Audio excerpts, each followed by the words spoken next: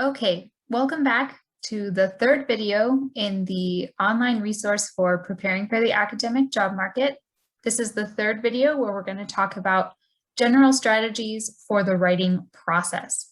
But before we get started, I want to first talk through the writing sample or the sample statement that you just were invited to read and analyze and explore. So let me pull that up. So this is the sample statement, teaching statement that you read.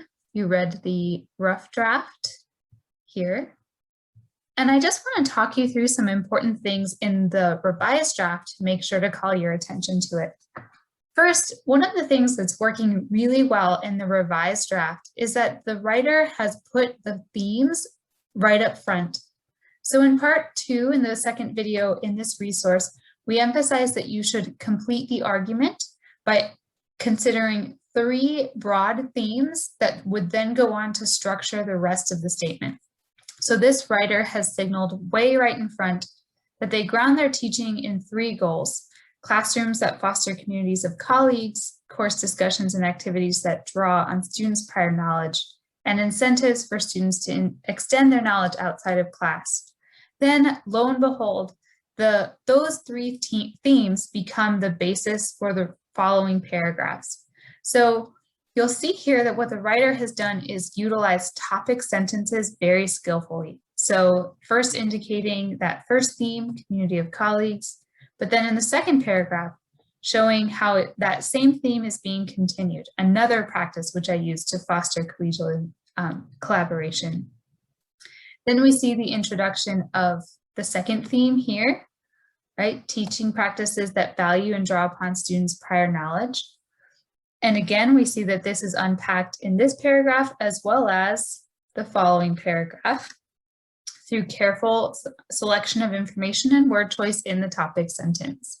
And then finally, the last theme is the second to last paragraph. We see that. What it took for this writer, as you can see if you compared it to the rough draft version, is that the writer originally had this information about the Keep Exploring readings as well as the extra credit for finding tutorial videos organized by the courses that they taught. But by bringing those 2 pieces of information out of the sort of framework of courses and into the framework of this theme, incentivizing opportunities to extend knowledge outside of class, what the writer has done is kept the theme consistent, but also made it easier to follow. But it did take reorganizing that information to bring it under the umbrella of this one particular theme, extending knowledge outside the classroom. And then, of course, we see those themes re-articulated here. And by, again, using a skillful topic sentence for the concluding paragraph. I also want to emphasize some of the things that were made even more clear in the second draft. Again, one of the things that we recommended is that you be explicit rather than implicit. So rather than asking your reader to guess and hope that they realize what you mean, by just stating it outright. So the original draft, the first draft, had reference to pineapple on pizza. That's a really fabulous, wonderful detail. But the significance of that detail was not exactly clear. It was still being implied. And in the second draft, we can see that the writer tells us exactly what's useful, exactly what's good about having the discussion about pineapple on pizza. It's to get them talking right away by posing a passionate but trivial debate. In addition, there's some other information that's being emphasized. I just want to pull it out, that in the remote teaching and learning environment, this person is still engaging in the practice of getting folks talking. Emphasizing that in large classroom, the iClicker activity is especially clear. There was a reference to large classes, but I think the use of the word especially and having it kind of set apart as the special phrase kind of drives that home in more emphasis. And then having this concluding sentence that suggests the significance of this question, right? That these peer-to-peer conversations, they don't only improve learning, they make correcting errors normal and routine, give students a moment to practice explaining content, and set the stage for a whole class discussion. In the paragraph about the learning and motivation class, the writer gave us a little bit more details about the assignment that they asked, right? Not just the difficult concept that they mastered, but then they gave us details that they asked students to retrace how learning applied, how their learning of that concept applied through the course content. And that is a really useful detail because we can see how the writer is fulfilling this idea of drawing on prior knowledge in order to help students connect to class concepts. We see that again here as well, where there's some emphasis on explaining the neural mechanisms behind olfactory memories. So the smell of your grandma's cooking might be an olfactory memory. And that's a nice, helpful way to drive home the emphasis. And that was a little bit less clear, and it's a little bit more articulated in this. Same with this idea of volunteers. We can see through the reference to volunteers, as well as through this reference of rich collegial discussion, that first theme about promoting communities of colleagues is also staying intact in these other themes as well. So notice that it's the same exact length. The second version of the revised draft is the same length, but some things have been taken out in order to create space for new, more impactful things to be put in. So this reference to the group of volunteers that sat blindfolded in the room, the creation of space to talk more about this assignment that was done, and to also create a space for this third theme to get explored and for the conclusion paragraph to be a little bit more impactful. That entailed taking some information out in order to put different, more impactful information in. So when you're thinking about revising your statement, always remember it's good to have a rough draft. Rough drafts are so wonderful and they're great teaching tools. But remember, you're not just trying to add, you're also trying to reorganize and re-emphasize, and that might entail adding new material and taking some material out and getting the balance right. Okay, so all right, so we've just talked through the sample, and now I want to talk through some strategies for staying well during the writing process. When you're going on the academic job market, as we talked before, there's a lot of documents, there's a lot to do. So I'm going to offer you some quick strategies for staying well during the writing process. And I want to apologize if you can hear my wind chimes in the background. It's a windy day. There's not much I can do about it. Okay. So before we start, I want you to think about what are your most common productive procrastination behaviors. You know what these are. These are things that you do when you know you should be working on something else. For me, it almost always entails cleaning the kitchen or like reorganizing the entire kitchen cupboard situation. These are the behaviors that you engage in when you know you're procrastinating on something, you know you have something else more important, bigger to do, but you just can't do it, so you do this other thing instead. What is that? You're not weird for having that. Everybody has that. But what is yours? I want you to think about it in the companion worksheet. So let's now think about what our productive procrastination behaviors often have in common. This is true for a lot of different productive procrastination behaviors, regardless of whatever you wrote in your worksheet.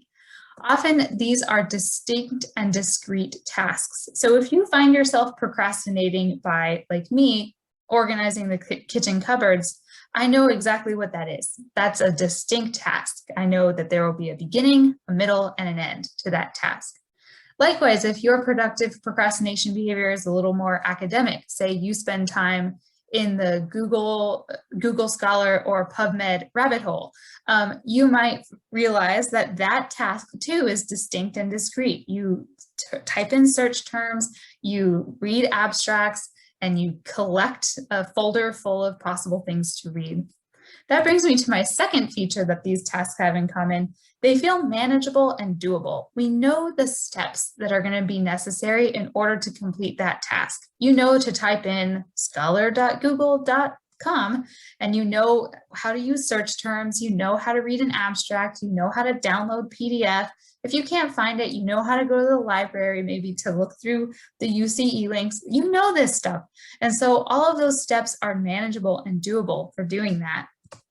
And then finally, at the end of the procrastination behavior, you have an end result. You have evidence of a job well done. So you might have a folder full of PDFs that you can read, or you might have sparkling clean and fabulously organized kitchen cupboards. And that's great. You get this end result, and that gives a nice boost to your ego, like, aha, I have evidence of a job well done. I have evidence of my work, evidence of my effort. It's staring me right in the face. Okay.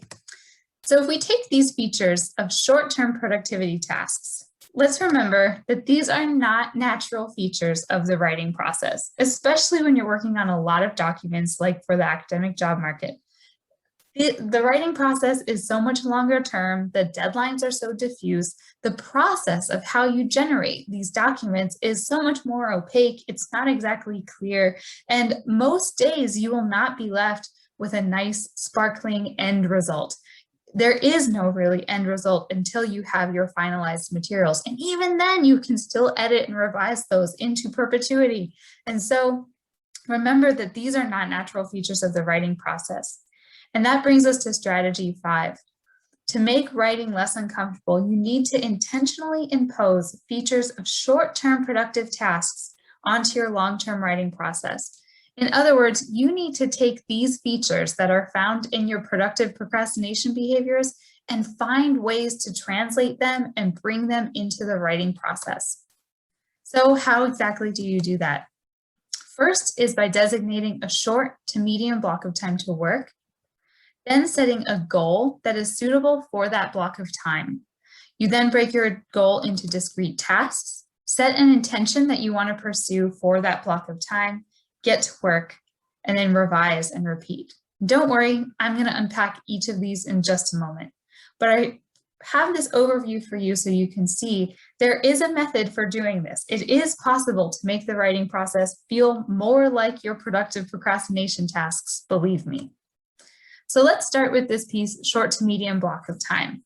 I would recommend that you set aside 2 to 4 hour blocks of time, no more, and maybe even no less, but even less would probably be okay. The key with a short to medium block of time is that you have a short block of time consistently. So if you are writing for 2 or 3 or 4 hours, multiple times a week, maybe 2 or 3 times a week, you will probably have more time devoted to writing than if you waited for that same amount of time to arrive or appear in your schedule. So say you wrote for 2 hours, 4 times a week. Or say you wrote for 3 hours, 3 times a week. That's 9 hours of writing time. And 9 hours of free time is really unlikely to appear naturally in your schedule. So it's really better to think about short to medium blocks of time waiting for these than waiting for oversized blocks. It's also important to remember that oversized blocks of time encourage your procrastination, because when you're thinking about writing or working on your job market materials for an entire day, it's really easy to get tired before you even start. And so they also feed the binge bust cycle of writing. If you imagine you can only write in these giant blocks of time, but then because they're so giant, you might procrastinate on them, you probably will, and also they don't appear naturally in your schedule. So when are you going to find time to do that? Probably on a weekend, or probably by shoving other important stuff out of the way. And then of course, you binge in that writing time, you sort of beat yourself up trying to get as much done in that day as possible because that's the day you set aside. And then it's really hard to come back to your writing after that. It just kind of feeds this very gross cycle of binge and bust and procrastination and a lot of feelings. Just quiet all that noise and please try to make your writing more sustainable, which is just to write for a little bit of time more often rather than looking for these oversized blocks.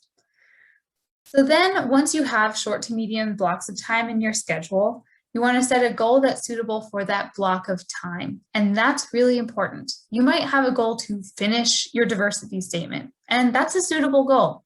But if you have a 3-hour block of time and you are just getting started on your diversity statement, that's probably too big of a goal for that 3-hour block of time.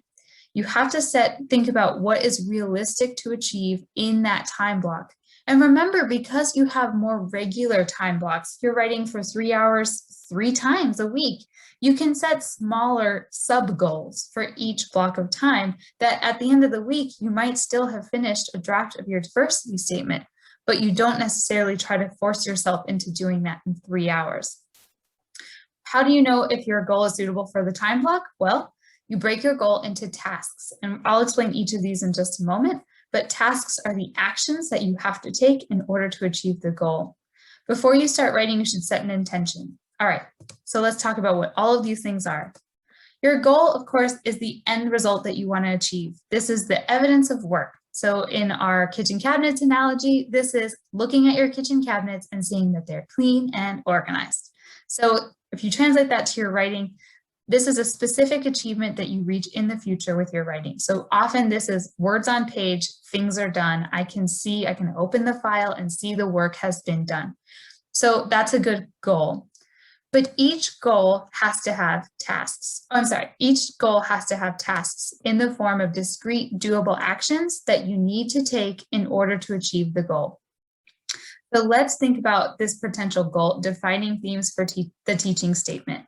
Okay, that is a good goal, right? Because you can look to see here I have my 3 themes. I've spent time thinking about myself, looking at this job opportunity, and I've articulated the 3 themes that are going to complete my argument and become the basis for organizing my teaching statement. This is a really good goal for a decent time block. But then you need to figure out, okay, what are the actions I need to take in order to define those themes? So you might make a list of your teaching experiences so that you can see which experiences line up with the themes that you want to have, or what themes you might organically create from the experiences that you've had. So you can kind of imagine a top-down process versus a bottom-up process of determining the themes, or a deductive versus inductive way of looking at it. You might want to spend some time free writing ideas to see if themes naturally appear in the ideas that you want to explore.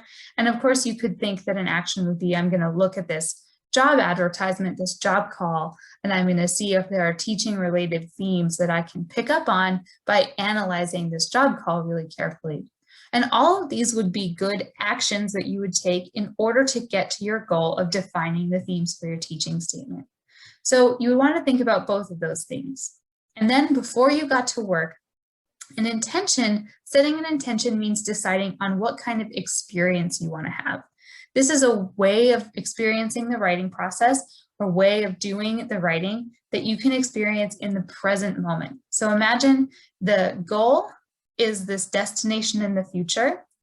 The tasks are the stepping stones that if you step on each one, it takes you to that destination in the future. But the intention is what you carry with you as you step on those stones. So it's like the song you hum in your head the whole time as you're walking on the stepping stones towards the destination. So an example of an intention might be writing without editing or revising as I go. So you might, if you're like me, you might do a paragraph to death and you spend a lot of time making one paragraph perfect, and it takes up a lot of time and a lot of energy. So a good intention for you might be, I'm just going to write. I'm not going to bother editing or trying to revise as I go. I'm just going to let myself write. That's a really good intention that you practice moment to moment as you work in your time block. So in the companion worksheet, you have an opportunity to actually start thinking about this. So think about one part of your application packet. Maybe it's your diversity statement or your research statement or a cover letter if you're at that stage. Now I want you to imagine a 3-hour block of time to work on just that one part of the packet. Set a goal for that time block. Remember, this goal should be product-oriented. It's something you can see, and of course, it's the end result, the future destination. You look to this as evidence of a job well done. After you set a goal for that time block, try breaking that goal into discrete tasks. So tasks generally should start with a verb. That's how you know it's a task. And just start thinking about, what are all the things I'm going to have to do in order to reach this goal? What are all the little stepping stones between me and this future end result? At this point, I'd recommend you do a little bit of a reality check. Are there too many tasks for this time block? Are you kind of overloading yourself? Or conversely, is there not enough? Are you kind of making this time block going to be a little too easy? Should you adjust the goal? Is the goal too big for this time block? Is it too small?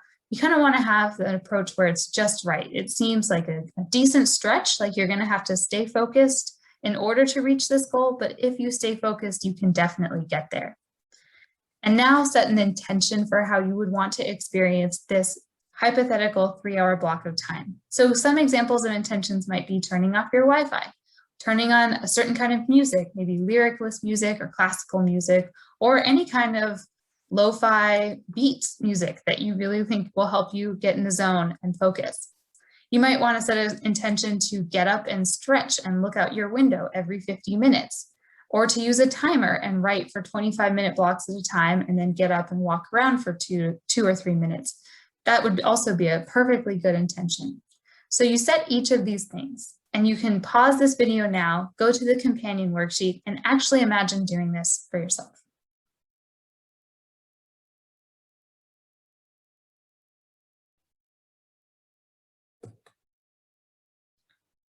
All right. So the next strategy for the writing process is to draft first and edit later. What we saw in the teaching statement example was a really solid rough draft, but there's always room to revise.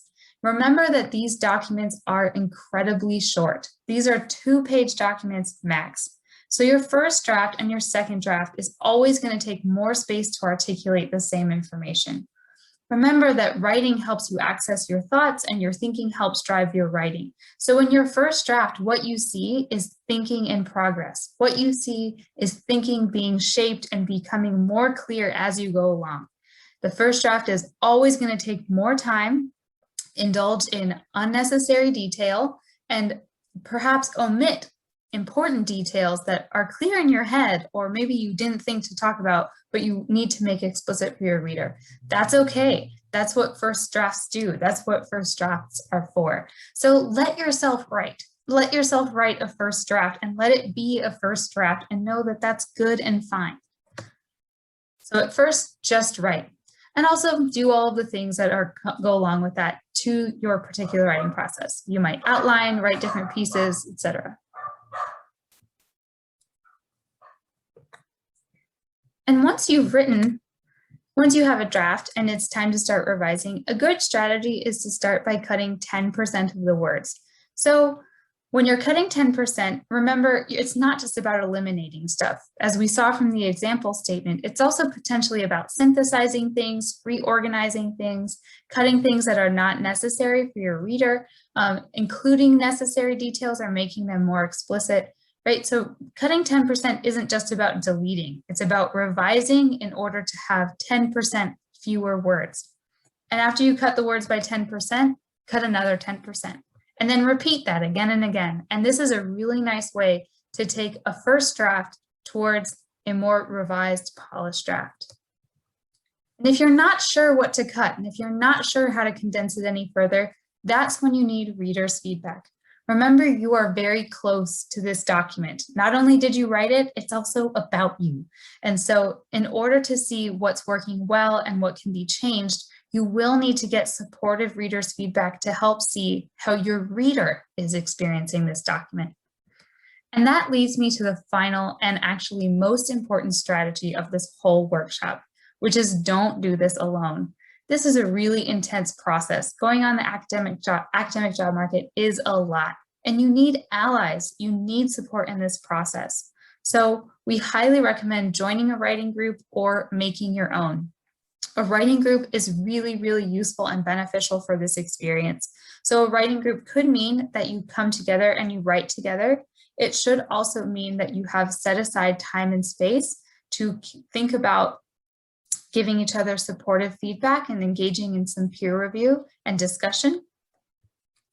When you're working in your writing group, remember it's important to cultivate this relationship with your peers, cultivate relationships with your writing group so that you're not just getting support, you're also giving it. Create this condition where you both give and get supportive feedback on your drafts rather than sending it to some people in an email, hoping they'll give you good feedback. Build relationships around the writing process and around the feedback process so that you're cultivating this kind of peer support network. When you're working with your writing group, remember to set goals with each other. These small goals week to week will help keep you focused. It will help you get the work done. It will help you arrive to those short blocks of time ready to do the work, and you'll get more work done in less time if you have a group of peers in your writing group who are softly holding you accountable or gently holding you accountable. Likewise, celebrate those milestones with each other, even if they're small, even if what you have is a very rough first draft of your research statement. Hey, that's good, and you should celebrate those wins with each other.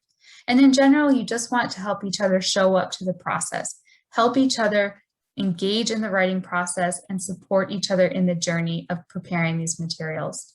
If you don't have a writing group or a set of colleagues in mind to have a writing group with, that's why the Writing Hub is having an academic job market writing group.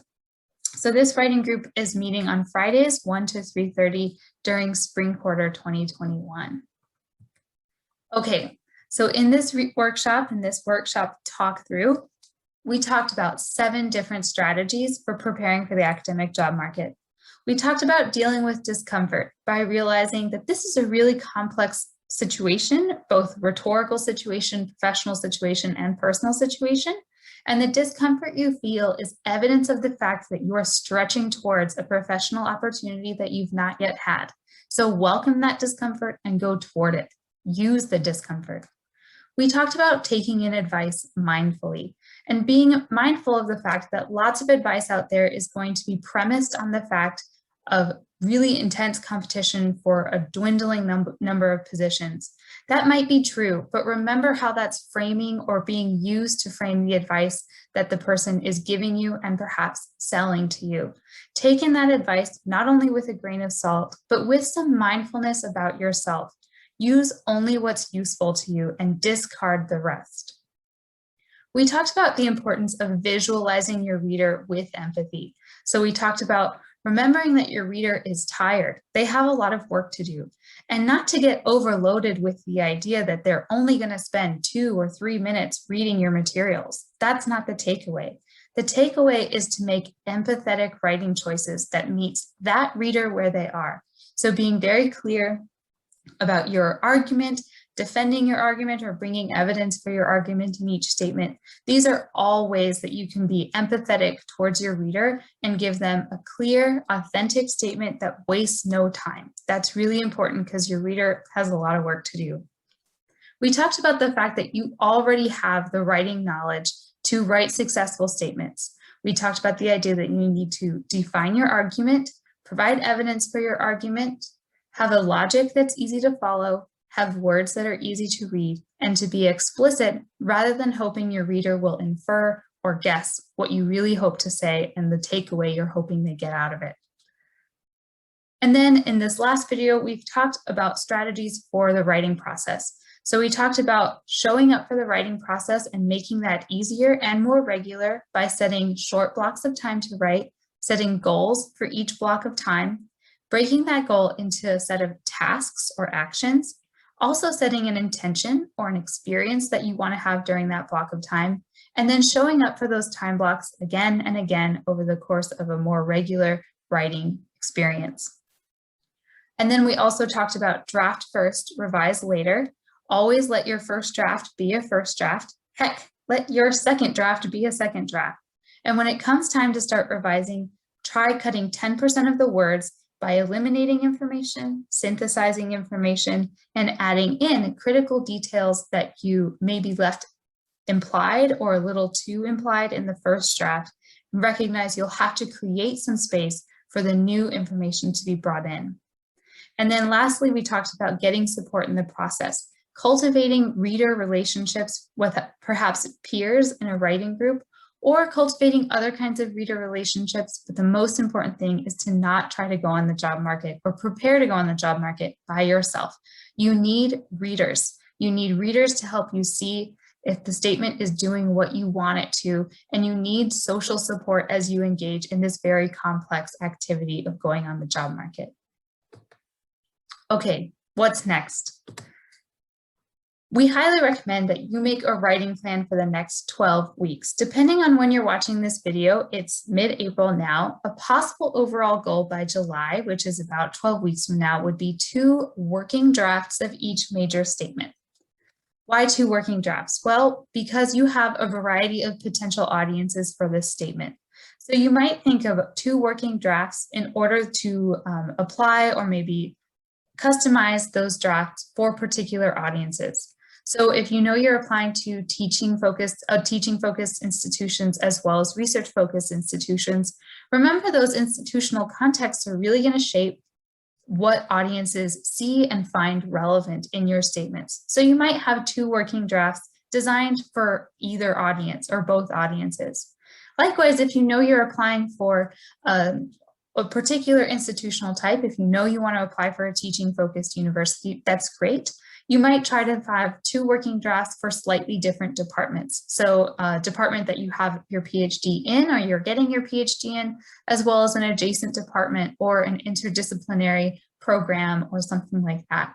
So you imagine having 2 working drafts that would be suitable for 2 distinct kinds of audiences, whoever those audiences might be. And in the companion, not in your companion worksheet, sorry, there's a separate worksheet that's attached with this resource to help get you started in making a writing plan, and you'll find that on the same web page. And if it's spring and you're watching this and these dates are still relevant, remember we have this whole academic job market support series available for you this quarter. So in the next upcoming weeks, we have 4 workshops that will go into these different statement genres and unpack them in greater detail so that you can build your genre knowledge of research statements, teaching statements, diversity statements, and the academic cover letter.